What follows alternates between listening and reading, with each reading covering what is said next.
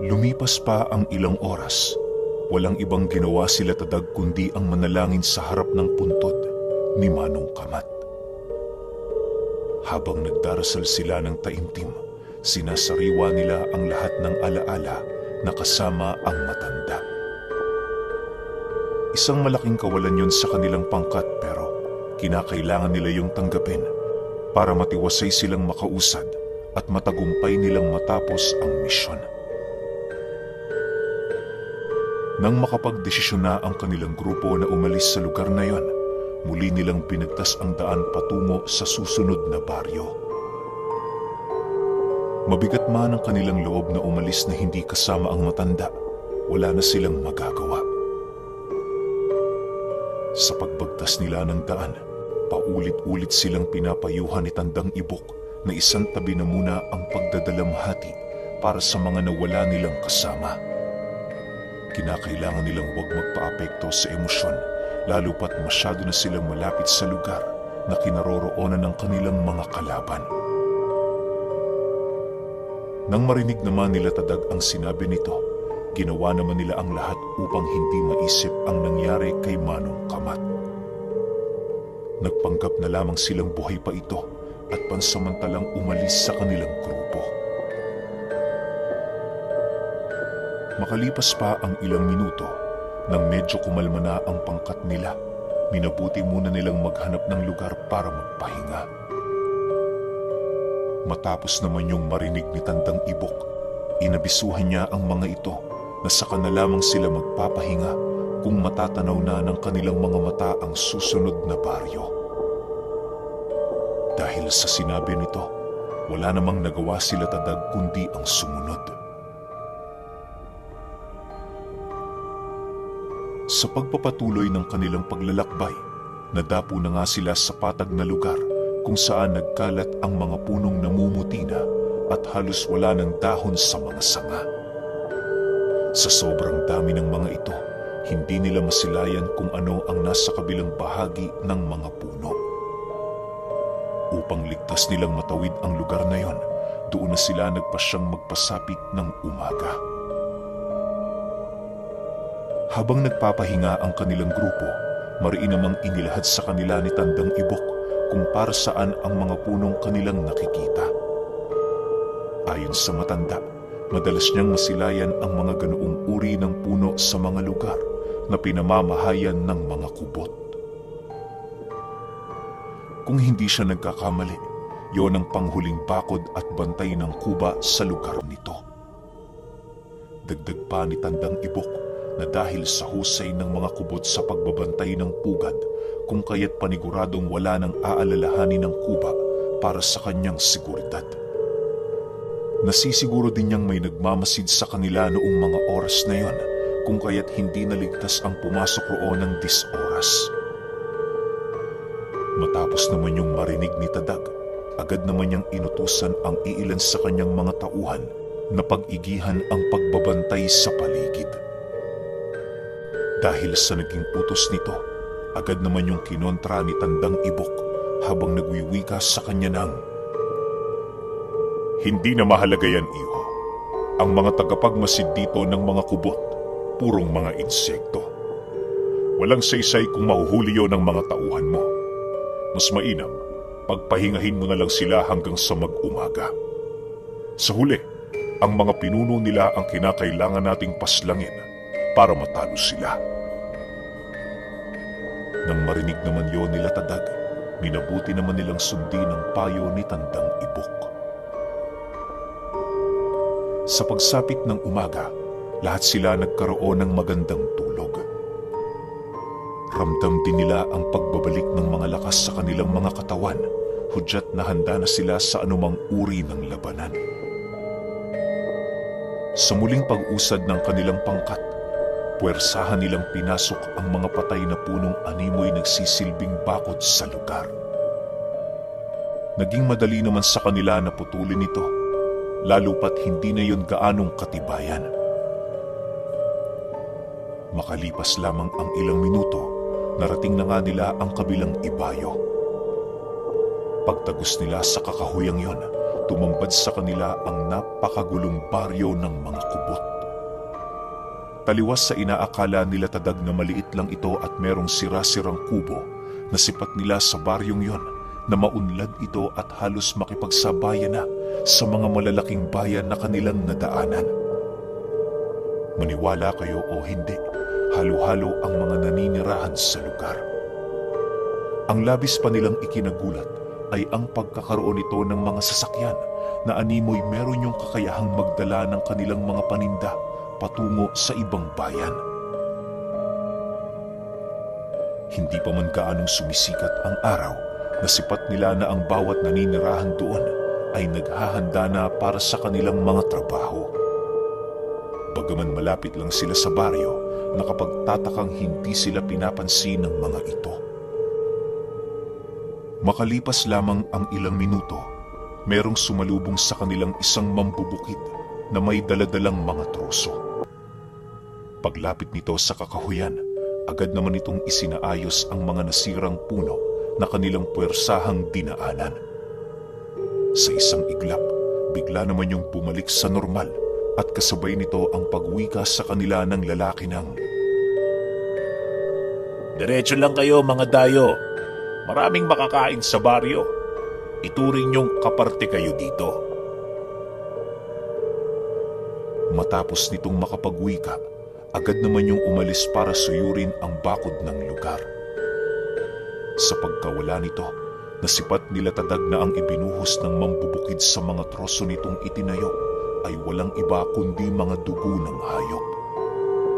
Inaasahan na nilang ganuna ang mangyayari, lalo pat nasisiguro nila na baryo ng mga aswang ang naroon sa kanilang harapan. Bagaman malapit nang lumiwanag ang buong kalupaan, nanatiling alisto pa rin ang grupo nila Tadag. Sa pagpapatuloy ng kanilang paglalakad, nasipat nila ang mga taong abalang-abala sa kanilang mga gawain. Nakita din nila sa bukana ng baryo ang mga saudan nitong binubuo ng iba't ibang parte ng katawan ng tao. Isipin ninyo umaga na pero ang mga itinitinda sa lugar na yon, lantarang pagkain ng mga aswang. Ang labis pa doong ikinagulat nila Tadag ay ang mga nilalangaw na ulo ng tao na nakatarak sa isang nakatayong kahoy. Paglapit nila sa saudang yon, bigla namang natigilan ang mga taong naroon at kasabay nito ang paisa-isa nitong pagtitig sa kanilang pangkat. Matapos yan, agad din naman yung bumalik sa kanilang mga ginagawa na para bang wala man lang nangyari. Sila Tadag noon, nais nang magwala pero pilit silang pinipigilan ni Tandang Ibok. Ayon dito, mas mainam na hintayin muna nila ang pagsapit ng gabi sa kadahilan ng di hamak na mas malakas ang mga kubot kapag umaga. Yun ang natatangi nilang abilidad na halos bibihira lamang taglayin ng ibang lahi ng mga aswang. Dagdag pa ni Tandang Ibok na yun ang kadalasang nagiging sanhi ng pagkamatay ng mga antingerong naghahanap sa mga kubot. Inaakala kasi ng mga ito na makakalamang sila kapag umaga, ngunit nagkamali sila. Sa kabila ng lakas ng mga ito, itinuturing ni Tandang Ibok na may iisang salita ang mga kubot. Nasa ugali din nila na hindi sila nakikialam sa kahit na sino kapag wala namang ginagawang masama sa kanila. Gumagalaw lamang ang mga ito kapag meron ng utos sa mga nakakataas at may sapat na rason kung bakit kinakailangan nilang patayin ang isang tao. Maaaring pagkain nila ito, may pinatay sa kanilang lahi o nagiging banta na mismo sa kanilang mga buhay. Sa estado nila Tadag, hindi pa naman sila maituturing na banta ng mga kubot, lalo pat wala pa yung ginagawang hakbang para mapabilang sa nagaganap na digmaan. Upang maging matiwasay ang kanilang paglalakad sa baryo, pansamantala muna nilang ikinubli ang kanilang mga karga at presensya. Matapos nila yung gawin, kampante naman silang pumasok sa lugar na yon na para bang baryo lamang ito ng mga tao. Sa paglalakad nila, sinalubong sila ng mga kubot na may masayang pagmumuka. Kung titigan sila ng mga ito, animoy hindi sila nagmumukhang dayuhan sa lugar na yon. May iilan ding mga kubot na nag-aalok sa kanila ng mga inumin at pagkain sa kabila ng mga armas na dala ng kanilang grupo. Bagaman mainit ang pagtanggap ng mga nilalang sa kanila, hindi nila isinasantabi ang panganib na maaaring maidulot nito sa kanilang pangkat sa pagtalikod ng araw. Hanggat maaari, iniiwasan nilang magsayang ng oras sa mga bagay na wala namang kabuluhan. Ang ipinunta nila sa baryo ay ang paghahanap ng masisilungan sa oras na magkagipitan. Inaasahan din nila tadag na tanging sila lamang ang mga antingerong naroon, kung kaya't wala silang inisip na hingian ng tulong. Makalipas lamang ang ilang minutong paglalakad, nadapo sila sa unahang bahagi ng baryo kung saan bumungad sa kanila ang mga tambakan ng traktora at iba pang kagamitan sa bukid. Nilalamo na ang mga ito ng damo na parabang matagal na panahon na yung hindi ginagamit. Habang pinagmamasdan nila ang paligid, napagtanto nilang wala nang naninirahan sa lugar na yon, kundi mga hayop.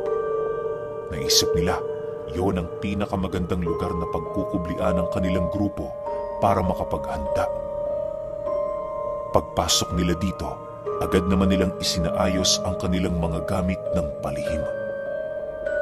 Mula sa baryo, gumawa sila ng isang maliit na kuta bilang paghahanda sa nalalapit na digmaan.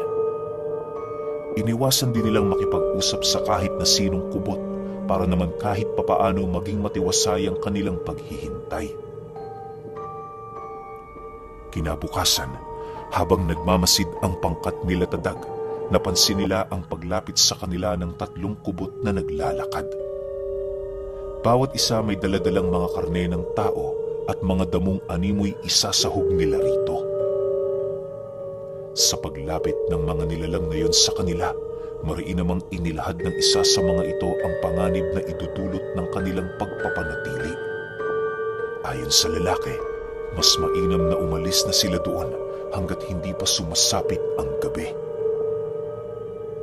Kapag umaga kasi, bitbit pa rin ng mga kubot ang kanilang mga wisyo, subalit kapag unti-unti nang binabalot ng kadiliman ang buong lupain, doon na pumapangibabaw sa kanilang mga katawan ang sapi ng pagiging isang nilalang na uhaw sa karne ng tao.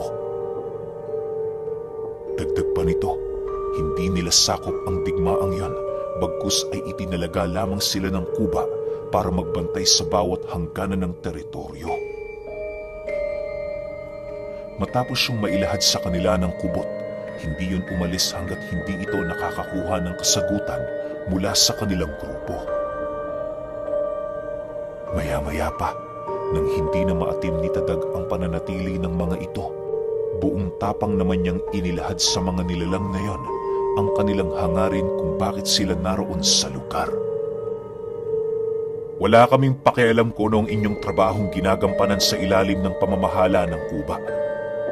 Sapat na para sa amin na malaman na tagasunod kayo nito. Dito sa inyong lupain, 2 lamang ang kinabibilangan ninyo. Yun ay kakampi namin o kaaway. Sa tono ng pananalita mo't sa mga bagay na dala mo, kahit hindi mo nasabihin, alam ko na ang totoo. Matapang na sagot ni Tadag. Nang marinig naman yon ng kubot, hindi na ito nakasagot na parabang alam na nito ang nilalaman ng bawat kataga na inilahad ni Tadag.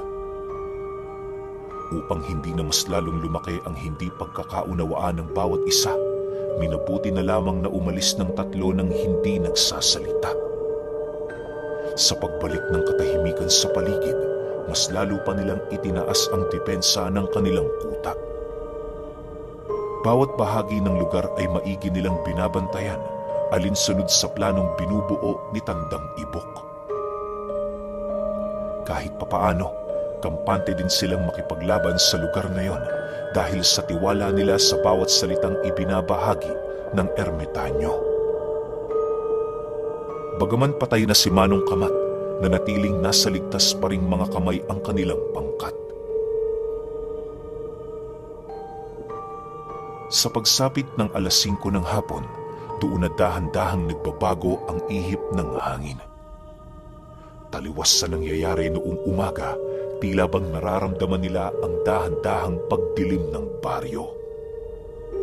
Yung mga taong masasayang naglalakad kani-kanina lang, nasisipat na nilatadag na bumibilis na ang paghakbang at halos hindi na lumilingon sa kanilang kinaroroonan.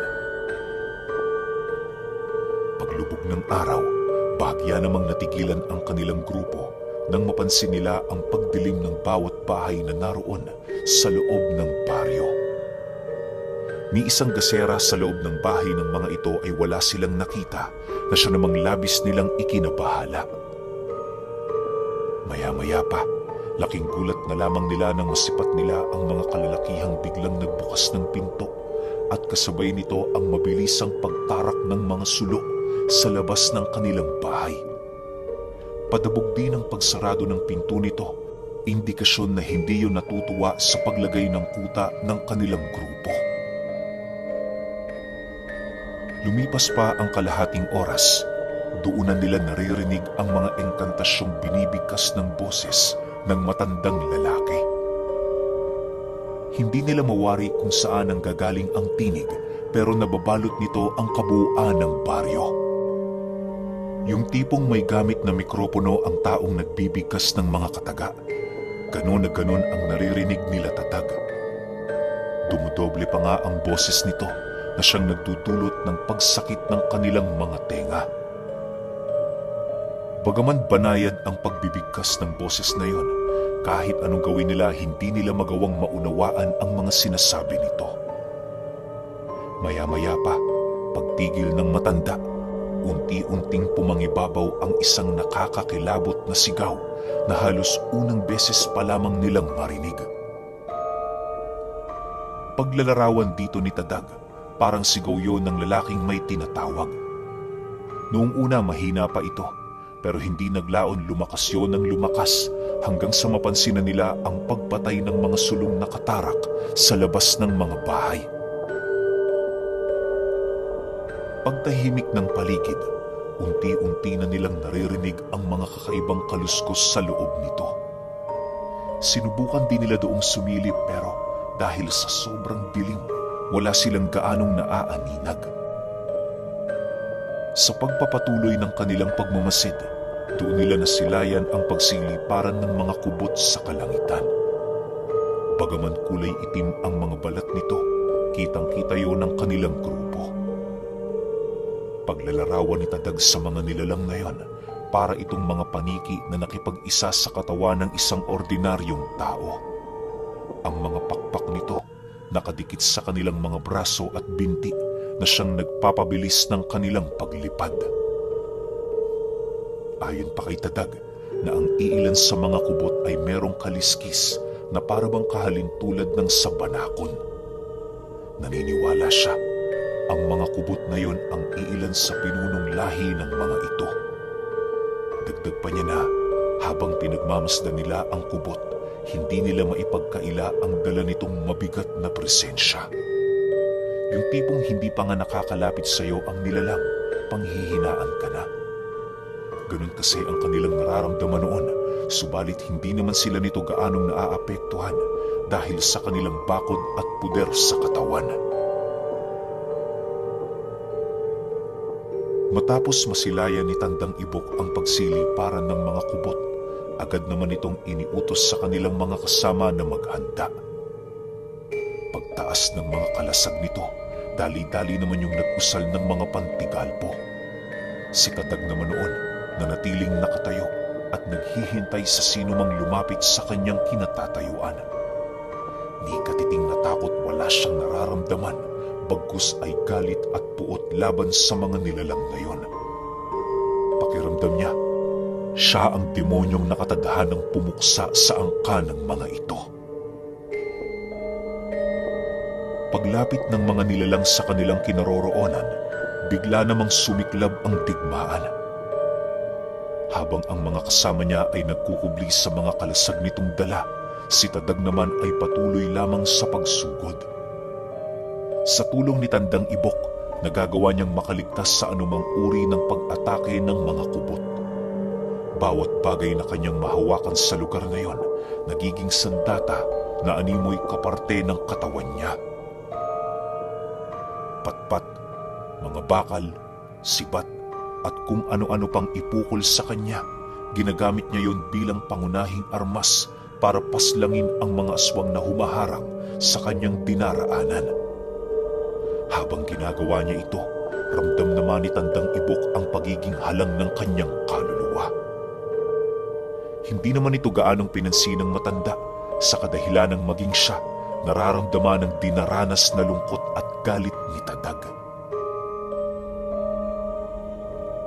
Lumipas pa ang ilang minuto, halos pangilaga na siya ng mga kubot. Kahit anong lakas at kunat ng mga balat nito, nagmimistulang ordinaryong aswang lang ang mga nilalang na yon sa harapan ni Tadag. Animoy lahat ng kanyang makitang gumagala at lumilipad sa paligid, puwersahan niya yung pinapalapit sa pamamagitan ng mga pamako na binabalot ng 10 buhay na kataga na may kakayahang kumontrol sa pag-iisip ng mga nilalang na nasa kaliwa.